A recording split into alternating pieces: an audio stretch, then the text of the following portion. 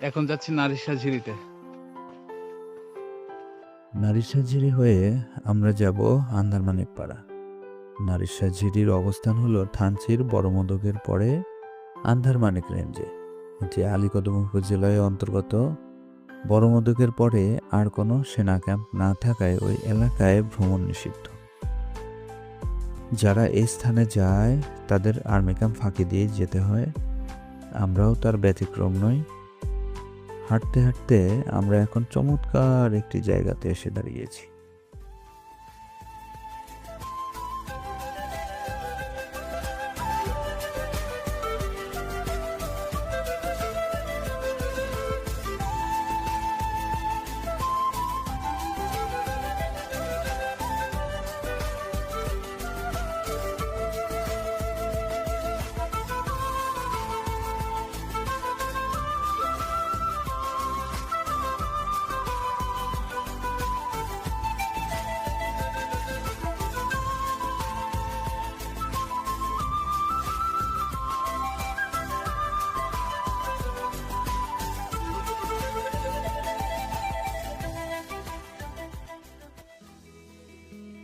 নারিশা ঝিরি বাংলাদেশের দক্ষিণ পূর্বে মেঘ ও সবুজ পাহাড়ে ঘেরা একটি রহস্যময়ী ঝিরি।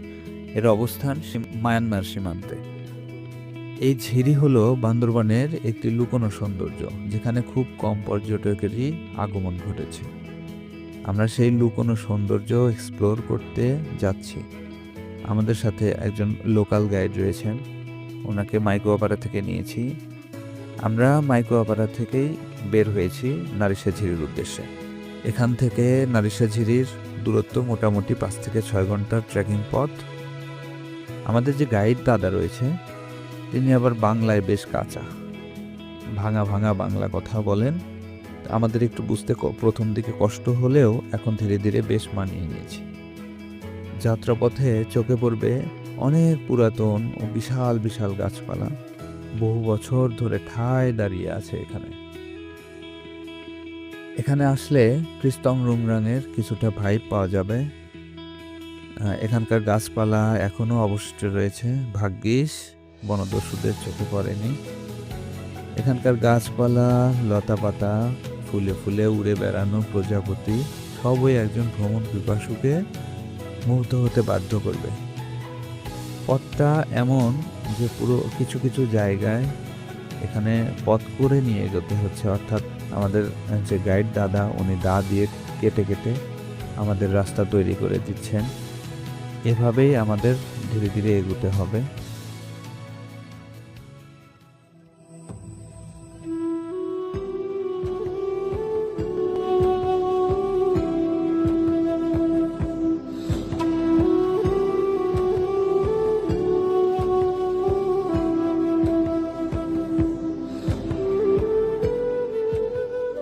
ছয় ঘন্টা 6.5 ঘন্টা ট্রেকিং পরে আসলাম নারিশা ঝিরি।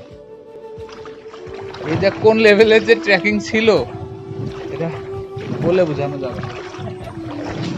চলেন যাই, এখন তো কি অবস্থা, কোন দিক দিয়ে যে ঢুকবো বুঝতেই তো পারতেছি না। মারছে রে, এ না পানি আর পানি, এত পানি।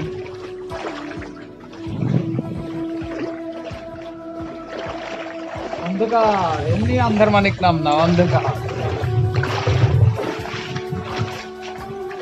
বাহ,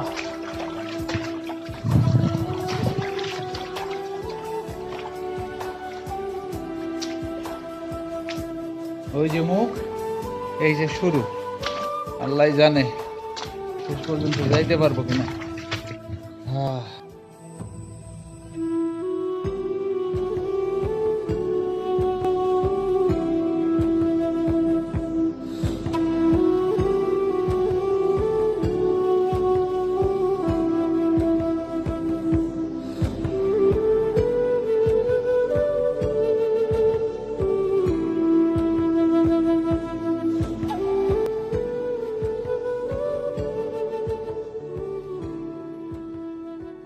ঝিরির প্রবেশ পথটায় পানির গভীরতা একটু বেশি, কিছু কিছু ক্ষেত্রে তা কোমর ছাড়িয়েছে।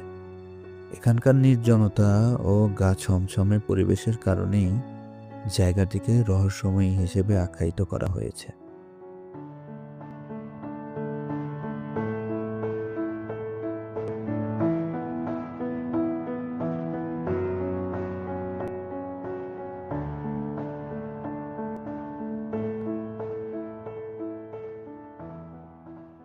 বার্জারগুলো দুপাশ থেকে ঝিরির উপরে ঝুঁকে পড়েছে। এখানে এর নিচ দিয়ে স্বচ্ছ পানির ধারা প্রবাহিত হচ্ছে।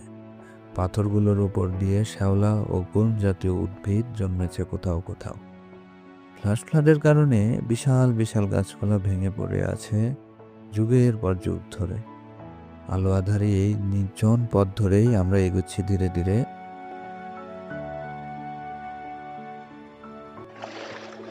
এই রহস্যময়ী নারিশা ঝিরি নিয়ে নানান পৌরাণিক কাহিনী প্রচলিত রয়েছে স্থানীয়দের মাঝে।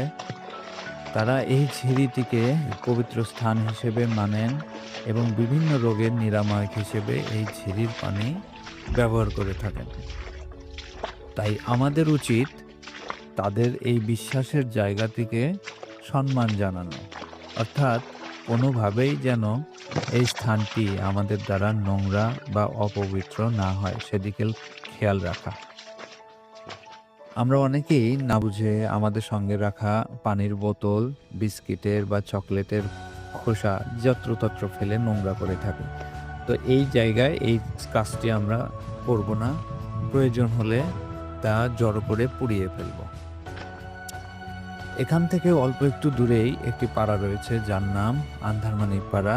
আমরা সেখানে যাব এখান থেকে বের হয়ে। মূলত অন্ধকারাচ্ছন্নতা ও এই রহস্যময়িতার কারণে পর্যটকেরা এই নামকরণ করেছে। তবে এই পাড়াটির আসল নাম হলো ইয়ংনং পাড়া। স্থানীয় আদিবাসীরা এই পাড়াটিকে ইয়ংনং পাড়া নামেই চেনে। এই পাড়াটি মূলত রো আদিবাসীদের অধ্যুষিত একটি পাড়া।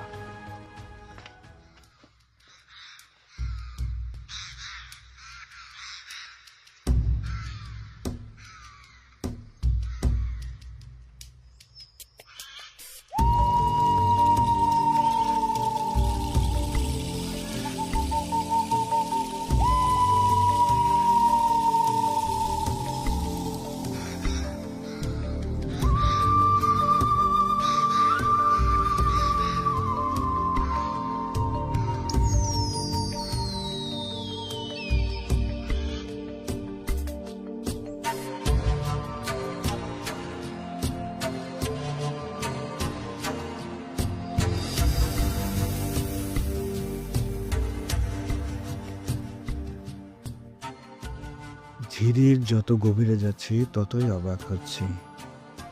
এই ঝিরির বাঁকে বাঁকে সৌন্দর্যের পসরা সাজিয়ে রেখেছেন বিধাতা, যা আমাদের বিমোহিত করছে প্রতিটি মুহূর্তে। যেমন এখানে মনে হচ্ছে কেউ যেন সমতল রাস্তা তৈরি করে রেখেছে। দুপাশে খাড়া পাথরের দেয়াল, এর উচ্চতা প্রায় 60 থেকে 70 ফিট। তার মাঝ দিয়ে আঁকা বাঁকা পথ চলে গেছে। প্রাকৃতিকভাবেই পানি প্রবাহের কারণে এত চমৎকার একটি রাস্তা তৈরি হয়েছে। ভেতরটা বেশ স্যাঁতস্যাঁতে ও ঠান্ডা। এই জায়গাটা বেশ ভয়ঙ্কর সুন্দর। ভয়ঙ্কর সুন্দর এই জন্য বললাম যে আমরা যত আগাচ্ছি ততই মুগ্ধ হচ্ছি আর বেশ ভয়ও লাগছে। এই বুঝি পাথরের ফোকর দিয়ে বড় কোনো সাপ বেরিয়ে আসবে। আমি অন্য কিছু দেখে ভয় না পেলেও সাপ দেখে বেশ ভয় পাই।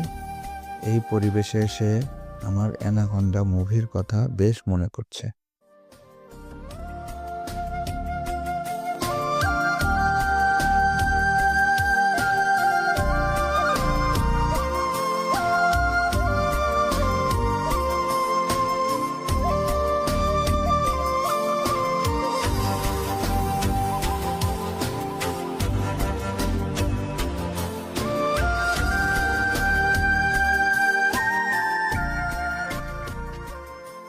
চলে এসেছি এই ঝিরির এন্ডিং পয়েন্টে।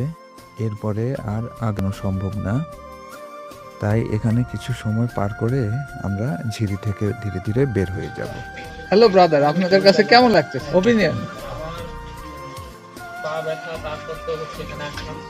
তারপর ভিউটা মানে বলবো যে আসলে আশা সার্থক আর কি বলা যায়। এত কষ্ট এত মানে ত্যাগ তিতিক্ষা করার পর আইসা হচ্ছে মানে নট ডিসঅ্যাপয়েন্ট অবশ্যই হচ্ছে ভালো। ভাই তবে মোবাইলটা যারা দেন তো, আসবেন তারা হচ্ছে উপরে না বাইরে এখানে মাথায় রেখে আসবেন যে এখানে এটাতে ইউটিউবে বা হচ্ছে বিভিন্ন ফেসবুক গ্রুপে হচ্ছে যা বলে যে সহজ বা সহজ ফিল এরকম মোটেও না, মানে মানে যারা মোটামুটি করে অভ্যস্ত তাদের হচ্ছে খবর। Okay, thank you for your opinion. ভাই সামনে যাও সামনে যাও সামনে যাও সামনে যাও। অনেকক্ষণ হাঁটাহাঁটির পর আমরা সবাই বেশ ক্লান্ত, তাই পাথর চুইয়ে পড়া ঠান্ডা পানি দিয়ে একটু হাত মুখ ধুয়ে নিচ্ছি।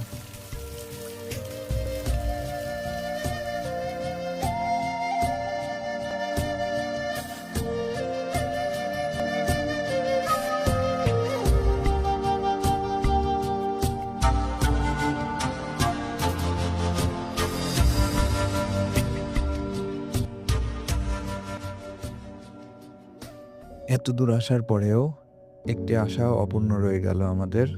নিরাপত্তা ঝুঁকির কারণে আমরা এবার আন্ধারমানিক পাড়াটিতে যেতে পারলাম না, আপনাদেরও দেখাতে পারলাম না।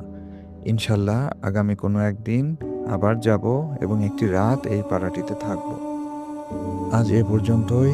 আগামীতে আবার দেখা হবে নতুন কোনো পাহাড়ে বা ঝর্ণায়। সে পর্যন্ত সবাই ভালো থাকবেন, সুস্থ থাকবেন। আল্লাহ হাফেজ।